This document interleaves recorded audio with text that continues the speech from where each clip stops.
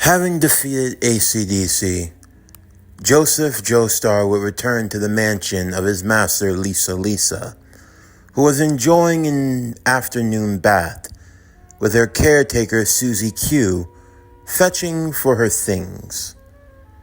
As he arrived, he was greeted by the good old captain, their chaperone if you will, who was looking out for the boys during their training. "Well, it's good to see that you're such in high spirits, Joestar. I was beginning to think that you wouldn't have made it." Constantly doubting me as always. When are you ever going to be tired of being wrong, Captain Midnight?" "Well, I'm always a sucker for a bet."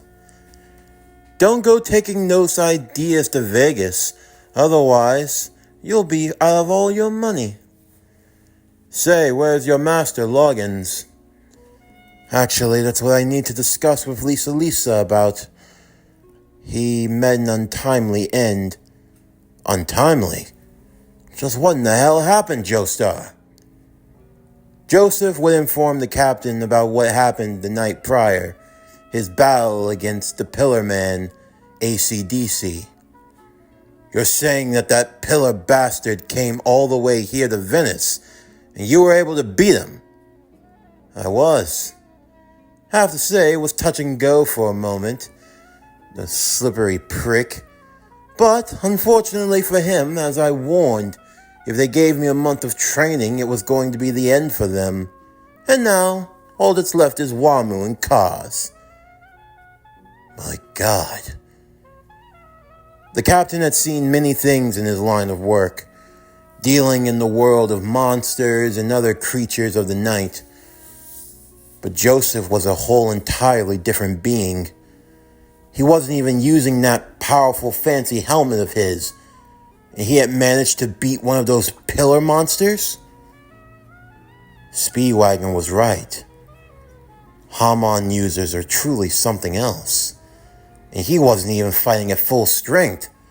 If he had, then AC/DC would have been torched a whole lot faster. As Joseph went along attempting to find where Lisa was, this led him to her room where she was running a bath.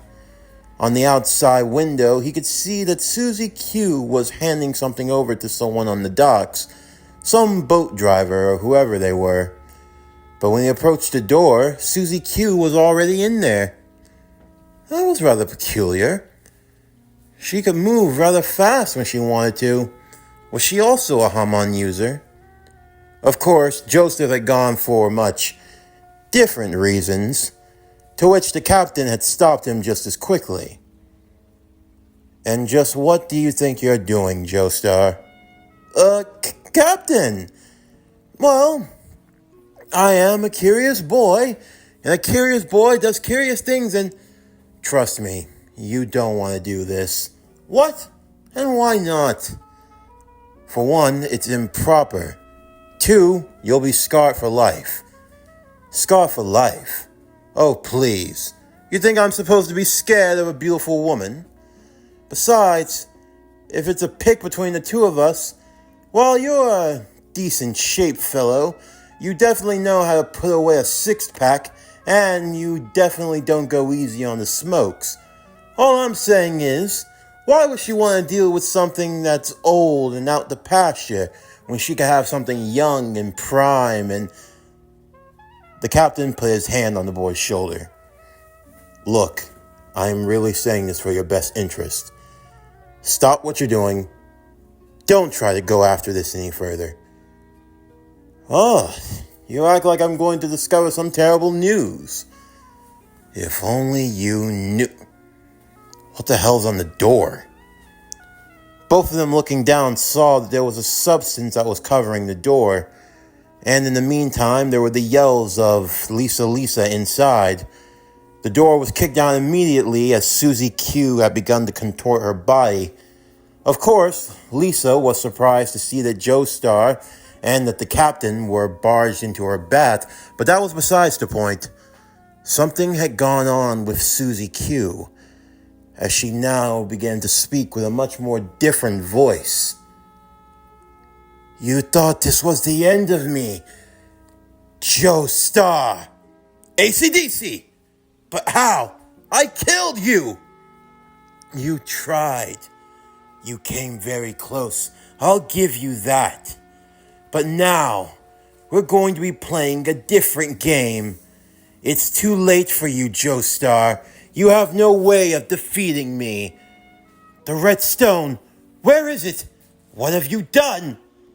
I have already sent it off on a postal boat. It's going to be far away from you now. Soon, the red stone of Asia will be in our possession. I have been humiliated. I have been reduced to using the body of a human. But no matter. It's the human you can't kill. You don't stand a chance of defeating me. In that moment, Caesar would enter into the bath as well, as now AC/DC found himself surrounded. Even when using the body of Susie Q, with this particular body, he had no combat ability, at least nothing that was worth note, and he knew that they weren't going to kill Susie Q. They were in a good old-fashioned standoff. Neither side could really do harm to the other. The only thing that he had for leverage was the threat of destroying her. But that's when the captain came up with a plan. Don't you have any shame, Pillar Man? What? Oh, come on. You're really telling me that this is how you want to go out? Looking like a punk? I've seen humans worth 100 more than the likes of you. There are no humans like me. Yeah? Well, definitely sure, because we wouldn't have to hide behind a skirt. Look at you. Strong, powerful Pillar Man. Not too long ago, I watched you clear a whole room of soldiers like it was nothing. You walked past one of the poor lads. You melted off a whole side of his body. He's talking about Mark. And you didn't care. You didn't give a damn. And why would you? After all, you're a Pillar Man, right? You're supposed to be the superior being, right? You've got all this power, right? Well, if you've truly got all the power, well, why don't you put your money where your mouth is? You're gonna torment this poor little lass here. A girl that can't even fight back. She's not like the rest of us. If you call yourself a man, well, why don't you come after one then? Why don't you take me? You would really make a stupid offer like that. What? You're scared that I'm gonna be the one that takes over? Scared that you don't have what it takes? The captain now stood in front of the possessed Susie Q. Well, go on. Take me. If you've got the balls to do it. Take me, you coward! As you wish! What the hell? A large brain with tendrils jumped off of Susie Q and straight into the mouth of Captain Midnight. The crimson crusading hero of the skies began to writhe in pain, his voice beginning to shift as the blood-boiling tendrils began to exude from his body. Do it! Do it! You can't fight! Joestar! It's the captain. What is he doing? Caesar would ask. Kill me! Kill me! So that's what he was trying to do, Caesar would say. He gave himself up to AC/DC to sacrifice himself. I can't hold it much longer. JoJo, don't worry about me. Just kill him. You.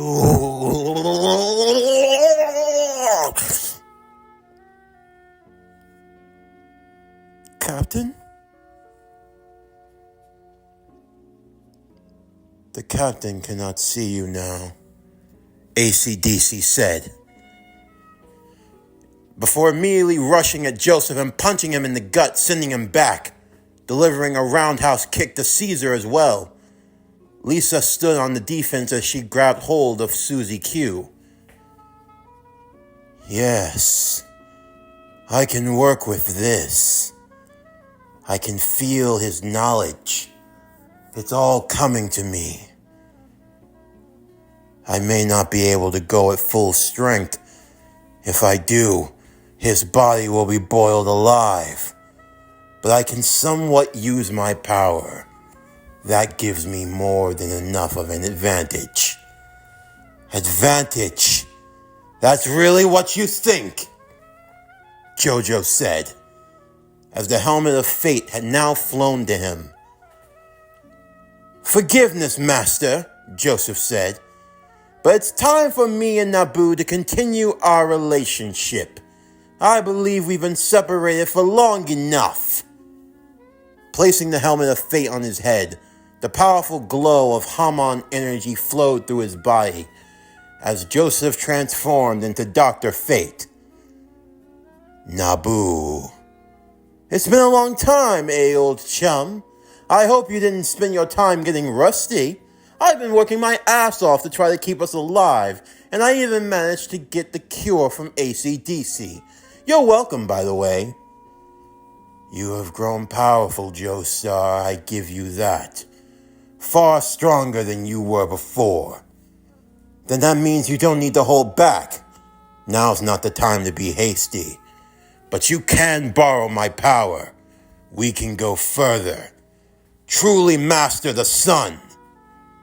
Now, AC/DC, you will relinquish the body of the captain, and you will face your death.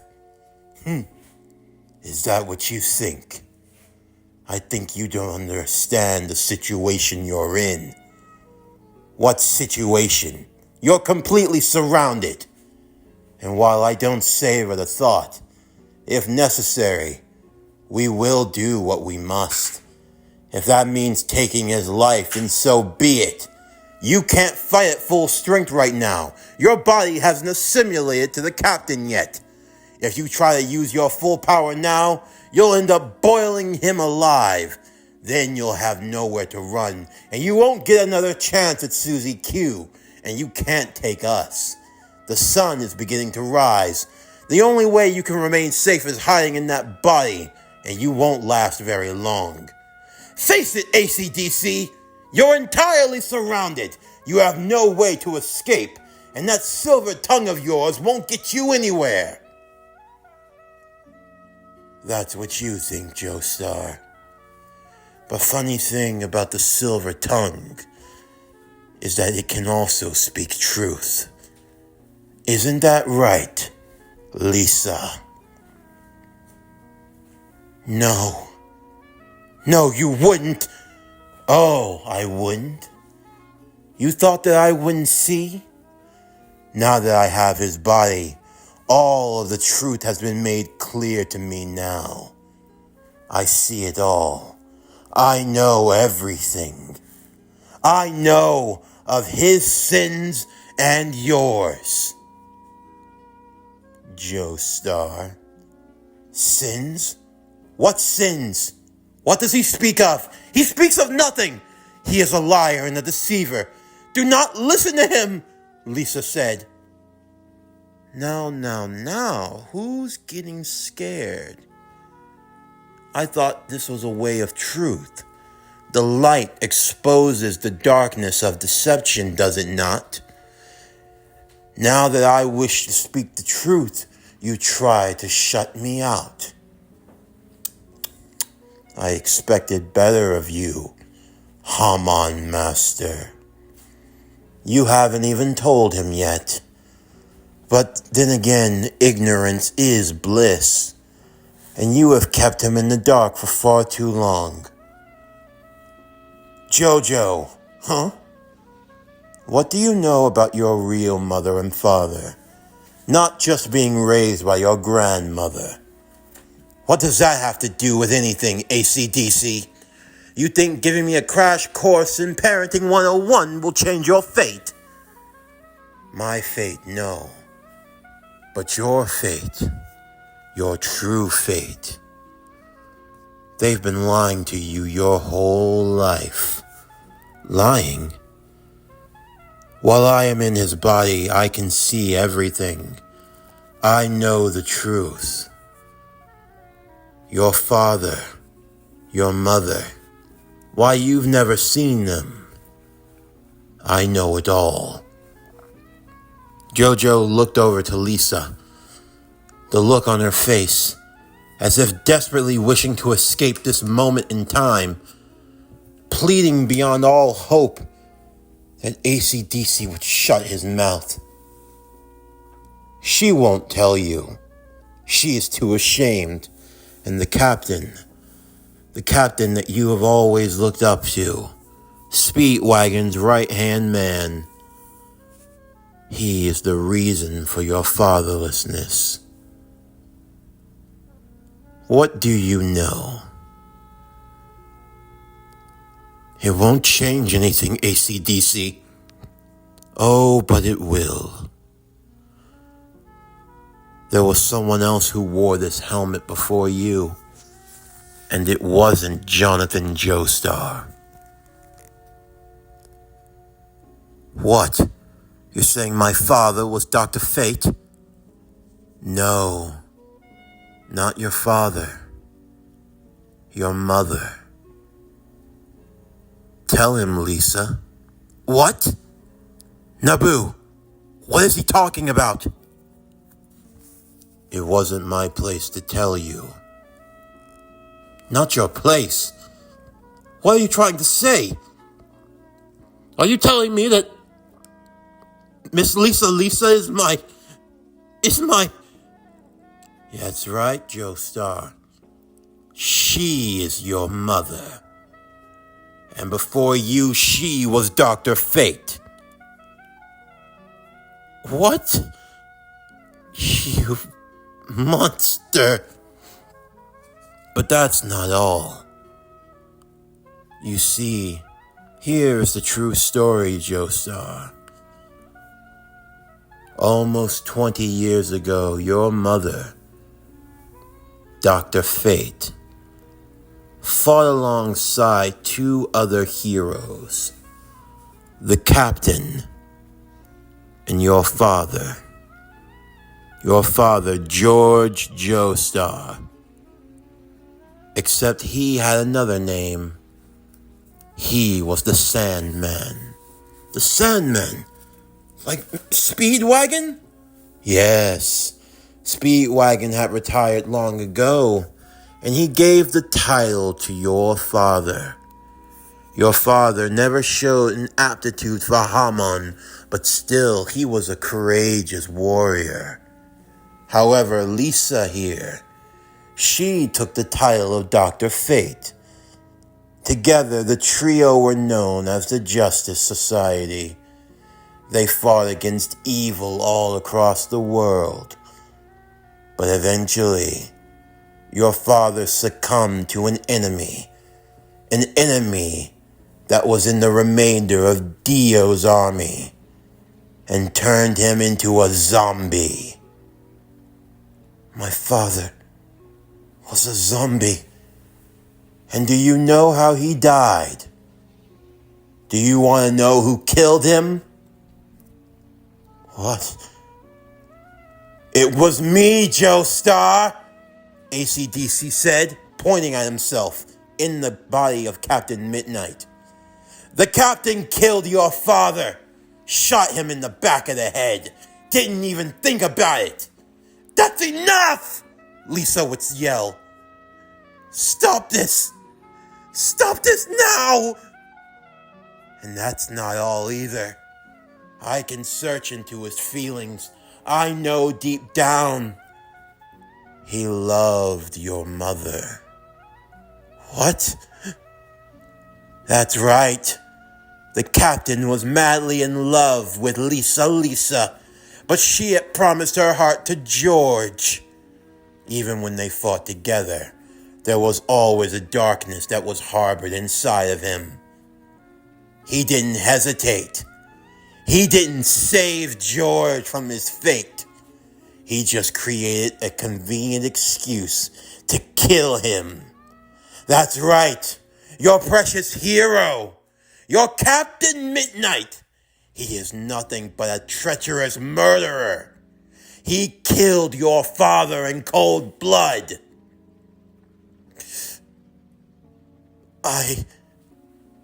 Aw, what's the matter? All you remember is the good old captain coming around for Christmases and birthdays, always trying to be the father that you never had. Does it make sense now? And then your mother, in her shame, she abandoned you, traveled across the world, changed her name, and forgot that you even existed.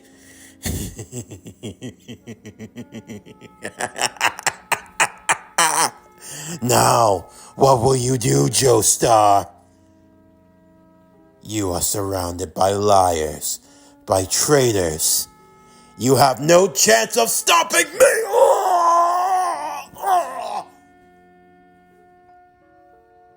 AC/DC found himself being blasted into the wall by JoJo. Shut your mouth, AC/DC. Even if what you said is true, even if you have told me nothing but the truth, do you think that changes anything? Anything at all? You think that it steals my resolve, that it changes your fate?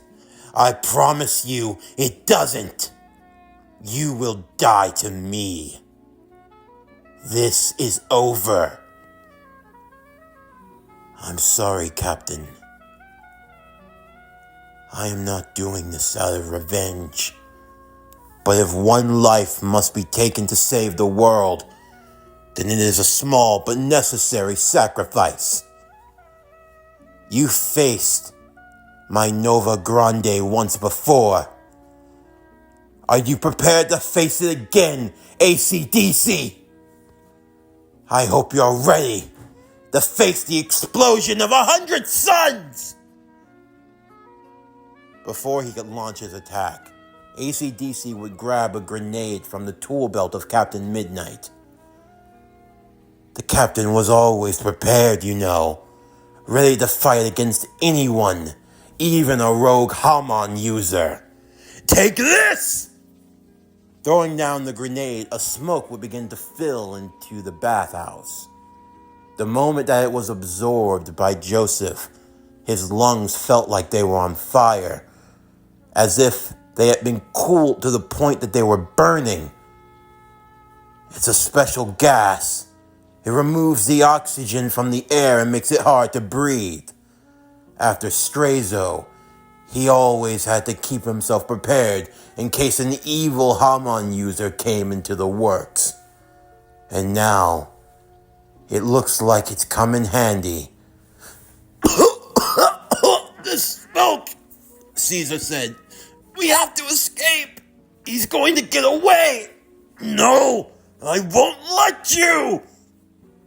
But it was too late.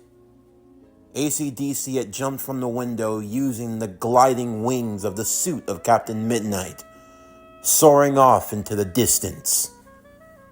As he yelled, "It's too late! The stone has already been sent ahead! I'm going to get to it first, and then all of this will be over! You failed, Joestar! You fail! You! AC/DC!" The group would have to reconvene immediately, as now, the fate of the world, it had been left in dire strait. What do we do now, Miss Lisa? Caesar would ask. He has the body of the captain. It means we don't know what knowledge he's privy to. We have to find a way to cut him off, to get to the Stone of Asia before they do. JoJo, Not now. We'll deal with our situation later. Our first priority is stopping them. After making a call all the way to the United States, Speedwagon would have transportation for them immediately. They chased after AC/DC, who was traveling to the airfield where his jet, the Silver Dart, had been left in running. The moment that he arrived to the airstrip, he killed all those on staff before hopping inside of the plane and flying off. He was heading to the rendezvous. Lisa would use her ability in Hamon to gather the information from Suzy Q's mind, now knowing that the stone was heading to Switzerland. I've gotten off the phone with Speedwagon. He has a plane that we can be lent. Once we get to the airfield, we'll be able to get inside, and we can chase him through the skies. It's the only way we'll be able to catch him. Do you know where he's going? Yes. He's heading for Switzerland. That's where the package is set to be delivered. Then we have to cut him off. He's going to be inside the body of Captain Midnight, one of the best pilots in the world. Having that at his full disposal along with the Silver Dart. If we engage him in the sky, JoJo, I know we'll be going into his domain and we won't stand a chance. But we don't have much of a choice. If it's a fight in the sky that he wants, then that's what he's going to get. I don't like this, but if necessary, we need to destroy him. Right now, he's in the body of the captain. He has to assimilate slowly. He can't do it in a rush, otherwise the body will burn and he'll be back to square one. He has to be careful. Whatever advantage he thinks he has, we're going to turn it on him. The group would prepare to leave as Suzy Q would see them off, waving to them as their plane began to take off into the skies above. However, as she turned, Joseph would yell out to her, Suzy Q! I'm sorry about what happened earlier. I promise you, one way or another, I will survive this, and I'll return to Venice for you. Be safe, JoJo! Why would you make a promise to her at a time like this? Caesar would ask. Because, what type of hero would I be if I wasn't able to save the day and get the girl? No. I'm going to survive this. I have no plans on dying. Especially after what they've done. They've taken the body of my dear friend. They've tried to sow dissent between us. And what's worse is that they think that I'm just going to let it slide. It's not going to be like how it was before. I'm done with the pretense, with the rules, or with the games. It's us and it's them, JoJo said to Lisa, Caesar, and Messina. What matters is that they get wiped off the board for good. This isn't a game, but I am playing for keeps. I have no intention on dying. We will defeat them. In the meantime, off in a small town covered in snow, a tall man stands near a phone booth. As he picks up to make a call, he is intercepted by a raging car moving down the road. In annoyance, he cuts through it with ease, sending the drivers to their deaths. Now where are you? Huh? In the sky, he hears the sounds of a plane. It comes crashing down, and the wreckage of what was now the Silver Dart, having cascaded into a building, killing 30 to 40 people. out of the wreckage, walking in a tattered and ripped up suit.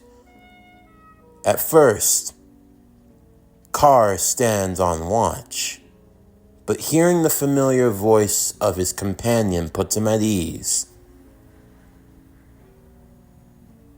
I hope that I haven't alarmed you. AC/DC, why are you in the body of that human? I was able to get the stone away like you asked, and I was able to meet you at the rendezvous, though there were some complications. Complications. You have been reduced to using the body of a mere human, and you call that a complication. I'm sorry, Cars. No need. You've managed to get the stone away, so you have fulfilled your mission. Where is it heading? It is on board a train moving to Switzerland. If we are able to meet them at the next station, we can take it back. Very well. This means that you were defeated, right? AC/DC held his head down in shame. The games are over now, AC/DC, Carr said. The time for playing is over. We are too close to have everything slip through our fingers because we messed around with mere humans. No more of this honor bullshit or anything else. They're going to be coming for us. They can't help themselves. But the next time they do, we go all out. We crush them once and for all. Do you understand? Yes. We will kill them all. And nothing is going to stop us.